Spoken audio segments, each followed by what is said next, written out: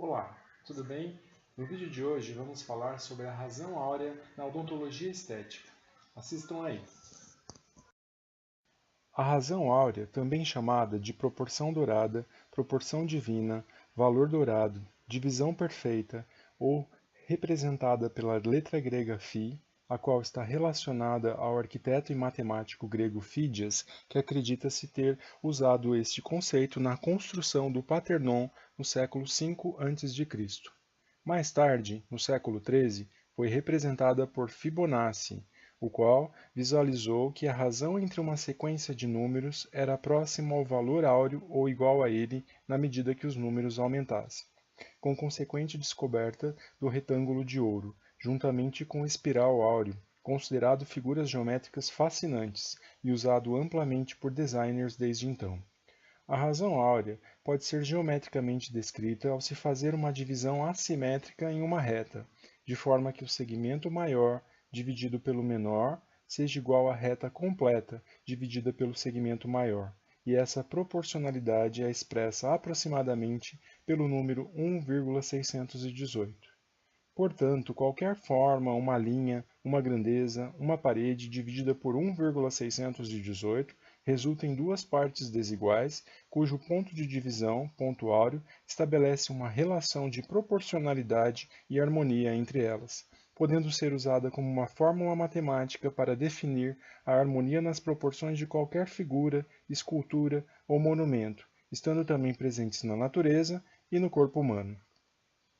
A partir da década de 70, a utilização da proporção áurea ultrapassou os limites da arte e da arquitetura, tendo aplicação em diversas áreas do conhecimento, inclusive na odontologia. Pode ser usada não apenas na estética, mas também em áreas como ortodontia e cirurgia bucomaxilofacial. A primeira menção à aplicação da proporção áurea na odontologia foi defendida por Lombardi e desenvolvida por Levin, para avaliação da medida da amplitude do sorriso em relação à vista frontal dos dentes. Para alguns autores, sua utilização deveria ser usada para direcionar a composição dentária ideal, uma vez que é a fórmula mais utilizada para o arranjo de um sorriso agradável, servindo como guia em tratamentos estéticos. Por outro lado, alguns pesquisadores afirmam que a ocorrência da proporção dourada entre a largura mesiodistal dos dentes anteriores e superiores não deva ser considerado um método válido para assegurar um sorriso perfeito, defendendo que a odontologia estética não deva se justificar matematicamente, e sim por um plano de tratamento personalizado com considerações nas características culturais de cada um. A estética pode ser explicada pela combinação de qualidades que despertam notoriedade e percepção. Por ser classificada por uma sensação de bem-estar, o conceito de beleza é relativo para cada indivíduo, podendo ser variável ao gênero, à raça, sociedade e publicidade, entre outros.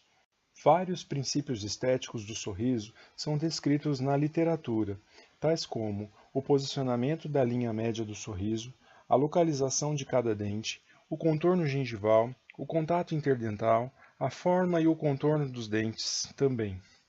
Sendo importante ressaltar que estes elementos de proporção não podem ser vistos isoladamente, já que existem pessoas que, apesar de apresentarem desproporção entre os elementos, ainda assim apresentam um sorriso muito agradável.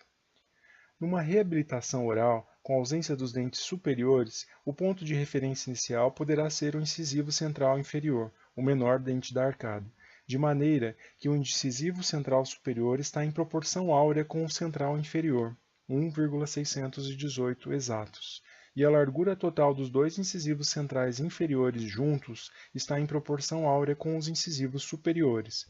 Também, a largura dos caninos inferiores tende a estar em proporção áurea com a largura dos primeiros molares superiores.